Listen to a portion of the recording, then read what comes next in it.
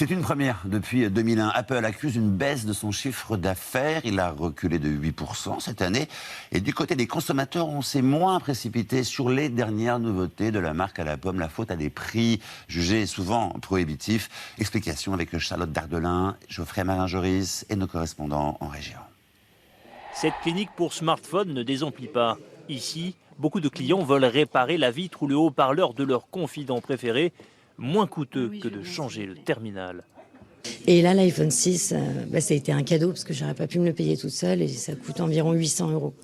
Mais j'achèterai pas le 6 Plus et j'achèterai pas au-dessus. En tout cas, c'est pas dans mes moyens, quoi. Des clients qui ne renouvellent plus leur iPhone aussi souvent qu'avant. Explication numéro 1 de la crise de croissance du géant Apple. Ce technicien n'est pas surpris. Pour lui, ces téléphones de marque dernier cri sont trop chers face à une concurrence asiatique qui se renforce. On fait de plus en plus de réparations sur les marques chinoises comme Huawei, Xiaomi, etc. qui commencent à bien marcher en France. Donc c'est très bien construit à l'intérieur, le système est très bien aussi. C'est largement moins cher qu'un iPhone, que même qu'un Samsung en fait. Vous êtes à 30 voire 40% moins cher.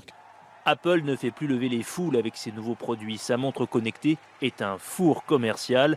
Les ventes de tablettes reculent. Le Max cherche un second souffle. Bref, la première capitalisation boursière de la planète est dans le dur. Voilà, c'est un marché sur lequel il y a effectivement de la place pour des produits comme dans l'automobile, pour des produits milieu de gamme, bas de gamme et pour des produits haut de gamme. Et finalement, les segments peuvent se développer. C'est une chance pour l'Afrique qu'il y ait des smartphones à entre 150 et 150 $ qui apparaissent.